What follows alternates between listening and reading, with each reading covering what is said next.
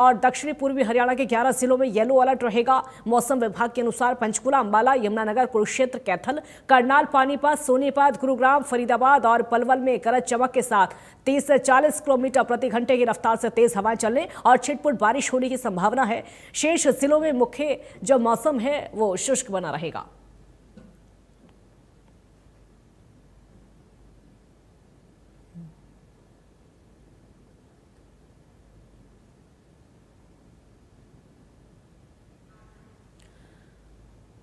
हरियाणा में समय मौसम का मिजाज बदला हुआ है। मौसम का यू टर्न है। तापमान में अचानक से गिरावट दर्ज की जा रही है और ये गिरावट लगभग हर जिले में देखने को मिल रही है। कमोवेश एक जैसी स्थिति हर जिले में देखी जा रही है। देखिए, अब तक लोग गर्मी से परेशान थे, गर्मी की तपिश से, चिलचिलाती धूप से परेशान थे, लेकिन अब पिछले लगभग एक हफ्ते से हल्की फुल्की बारिश का मौसम बना हुआ है और झमाझम बरसात अगले 24 घंटों तक भी होने वाली है।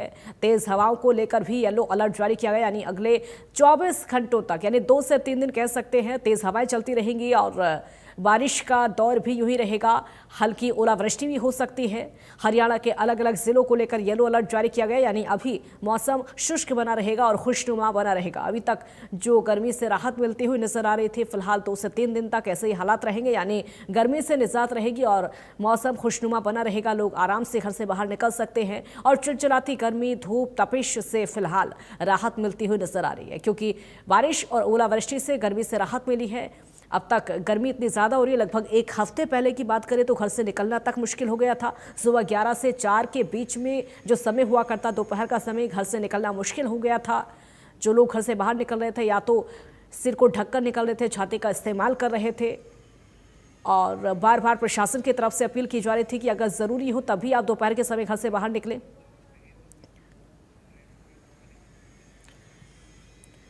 राजेश मजोका पानीपत से हमारे साथ जुड़ गए हैं और ज्यादा जानकारी के लिए महेंद्र सिंह करनाल से जुड़े हैं हमारे साथ। राजेश, कैसा मौसम इस समय हो रहा है? गर्मी से राहत मिलती हुई नजर आ रही है, क्योंकि बारिश को लेकर अलर्ट तो अभी भी है। देखिए काजल, मैं आपको बता दूं कि अप्रैल माह में जिस प्रकार गर्मी पड़ी थी, 40 डिग्री को भी क्रॉस कर गया था तापमान, तो अब कहीं ना कहीं इस बारिश से जो पश्चिमी विक्षोभ एक्टिव हुआ है, उससे जो बारिश हुई है वहीं कहीं ना कहीं लोगों को निजात जरूर मिली है। क्योंकि अब रात का तापमान की बात करें तो रात का तापमान 18, 19 और 20 डिग्री सेल्सियस बना हुआ है। वहीं अगर दिन के तापमान की बात करें, धूप जरूर निकलती है, पर 34 डिग्री से जो है 36 डिग्री तक सेल्सियस तक तापमान बना रहता है। क्योंकि अब जो है गर्मी से कहीं ना कहीं राहत जरूर मिली है। वहीं अगर बात की जाए तो आने वाले 6 तारीख तक जो है आईएमडी की चेतावनी भी दी गई है कि येलो अलर्ट कई जिलों में जारी किया गया है कि कुछ जो है हल्की फुल्की कई जिलों में बारिश होगी और आंधी तूफान के आने की भी आशंका जताई जा रही है। जहां एक प्रकार जब गर्मी का इतना प्रकोप बढ़ गया था तो आईएमडी ने भी चेतावनी उसके बाद दी थी। और उसके बाद जो है अगर बात की जाए तो स्वास्थ्य विभाग ने भी एक चेतावनी जारी की थी कि भाई इस गर्मी में बाहर ना निकले, अगर जरूरत पड़े तभी बाहर ना निकले और सिर को ढककर चले। इस प्रकार की कई चेतावनियां जारी की गई थी। पर जब से ये पश्चिमी विक्षोभ एक्टिव हुआ है, कहीं ना कहीं इस भीषण गर्मी से लोगों को निजात मिली है और आने वाले दिनों में भी बारिश होने के आसार हैं। जी काजल। बिल्कुल महेंद्र, करनाल में इस समय कैसा अपडेट है मौसम को लेकर?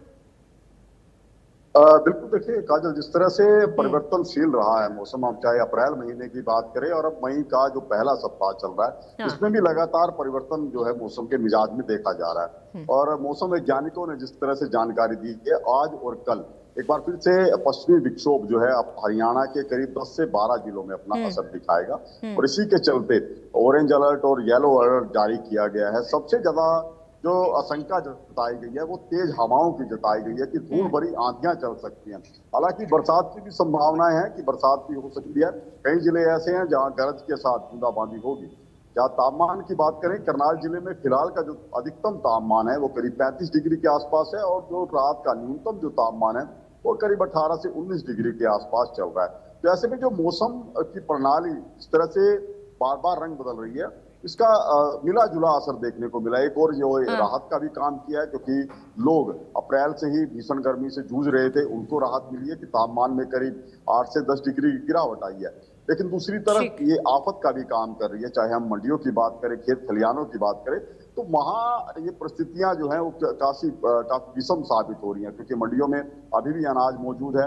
जैसे में बरसात होगी तो वो भी चपेट में आ सकता है। दूसरा, जिस तरह से तेज आंधी चलती है उससे सीधा जो नुकसान होता है वो बिजली सप्लाई की आपूर्ति पर पड़ता है। हमने पहले भी देखा था कि बीते सप्ताह जिस तरह से तेज आंधी चली उसके बाद काफी मात्रा में पेड़ जो है गिरे थे, बिजली के पोल गिर चुके थे, ट्रांसफार्मर गिरे थे। इससे कहीं ना कहीं गांवों के खासकर ग्रामीण क्षेत्र में ये दिक्कतें रही थी।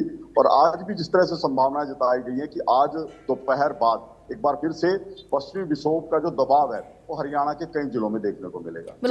बिल्कुल राजेश, आपने इस बीच में किसानों से भी बातचीत की होगी, इस मौसम को लेकर किसानों के क्या रिएक्शन है?